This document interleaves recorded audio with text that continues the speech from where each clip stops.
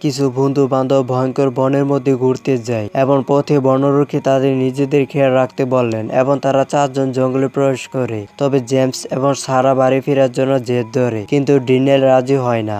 3 জন গাড়ি থামিয়ে পায়ে হেঁটে কাছের একটি জায়গায় যায়। তারা তাদের তাঁবু খাটায়। রাতে ডিনেলকে 3 জনকে ভূতের গল্প বলতে দেখা যায়।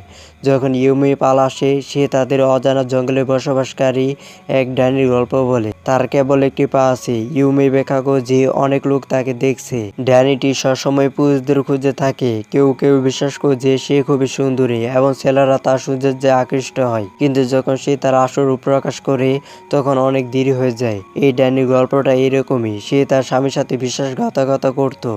একবার তার স্বামী তাকে বিশ্বাসঘাতকতা করতে দেখে ফেলে। রাগের মাথায় সে তার সন্তানদের হত্যা করে এবং তারপর তার একটি পা কেটে তাকে জঙ্গলে মরতে ফেলে আসে। তখন থেকে সে আত্মা জঙ্গলে ঘুরে বেড়ায় এবং যে সকল পুরুষ তাদের সঙ্গীদের সাথে বিশ্বাসঘাতকতা করে তাদের স্বীকার করে। তবে যদি কোনো নারী বিশ্বাসঘাতকতা করে তবে সে সেই নারীকে হত্যা করে। সেই ডাইনি ছদ্মবেশে তার শিকারীদের হত্যা করতে বাধ্য করে, কিন্তু ভালো শিকাররা তাদের কাছে অদৃশ্য থাকে। ইউমি ব্যাখ্যা করে যে প্রাচীন মানুষেরা বিশ্বাস করত তার ভয়ঙ্কর নখ এবং ধারালো দাঁত আছে। আবার অন্যরা বিশ্বাস করত একজন ভ্যাম্পায়ার যে মানুষের রক্ত চুষে খায়। এইসব শোনার পর ডিনেল তাকে ডাইনির নাম জিজ্ঞাসা করে। ইউমি ব্যাখ্যা করে যে তার নাম বলাটা তাকে এখানে আমন্ত্রণ জানানোর মতো।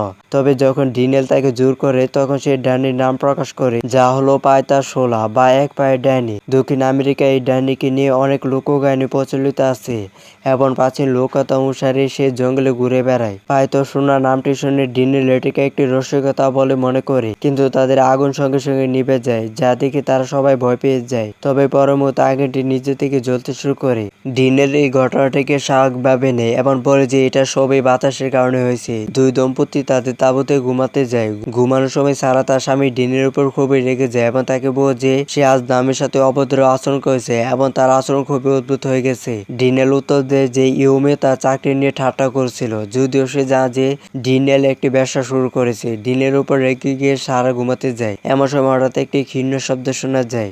সারা ভয় পেয়ে যায় কারণ ডিনেল কিছু শুনতে পায় না। ডিনেল তাকে শান্ত করে এবং বাইরে গিয়ে দেখতে যায়। সে ইউমিকে বাইরে দাঁড়িয়ে থাকতে দেখে। ইউমি বাইরে কাউকে অনুভব করছিল, কিন্তু ডিনেল বলে যে ভয় পাওয়ার কোনো কারণ নেই, এটা নিশ্চয়ই বাতাস ছিল। পরদিন আমরা সারা ও ইউমিকে যোগ ব্যায়াম করতে দেখি, কিন্তু সারা একেবারে মনোযোগ দিতে পারছিল না কারণ সে ভয়ের কারণে সারা রাত ঘুমাতে পারেনি। যখন সে ঘুমিয়ে পড়ে ইউমি তাকে শান্ত করার জন্য কিছু গাঁজা বের করে এবং তারা দুজনেই তা টানতে শুরু করে। এরপর আমরা ডিনেল এবং জেমসকে কাছের একটি পুকুরে মাছ ধরতে দেখি। ডিনেল জেমসকে জিজ্ঞাসা করে সে ইউমিকে নিয়ে সত্যি আন্তরিক কিনা। জেমস তাকে বলে যে সে তাকে বিয়ে করতে চায় এবং এমনকি তার জন্য একটি আংটিও কিনেছে। বন্ধু হিসাবে ডিনেল তাকে বলে যে ইউমি অন্যরকম, সে বেশ বহুমুখী। অন্যদিকে জেমস অন্তর্মুখী, তাই এই মুহূর্তে তাকে বিয়ে করার সিদ্ধান্ত সঠিক নয়। জেমস তার কথা উপেক্ষা করে কারণ সে একটি অজানা সত্যের উপস্থিতি টের পায়। এদিকে ইউমি এবং সারা গাঁজা সেবন করে নেশাগ্রস্ত হয়। সারা ইউমিকে বলে যে সে অনেক দিন ধরে একটি সেন্টারে ভর্তি হতে চাইছে, কিন্তু টাকার অভাবে তা করতে পারছে না। তার স্বামী ডিনেল কোনো চাকরি নেই এবং তাকে সংসারের সমস্ত খরচ বহন করতে হয়। ইউমি তাকে বলে যে ডিনেল তার যোগ্য নয়, সে নিজের ব্যবসা শুরু করতে পারেনি। আর সারা তার মতো একজনের জন্য নিজের স্বপ্ন শেষ করে দিচ্ছে। সারাও নামের কথায় মেতে ওঠে এবং তার দ্বারা বেশ মুগ্ধ হয়। নামি তাকে বলে যে তার প্রেমিক জ্যাসন তার পছন্দের মানুষ নয়, যদিও সে মনে মনে খুব ভালো একজন মানুষ। সে এমন কোনো ছেলে চায় না যার হৃদয় আছে। ইউমি বলে যে তারা চলে যাওয়ার পর সে জেমসের সাথে সম্পর্ক ভেঙে দেবে।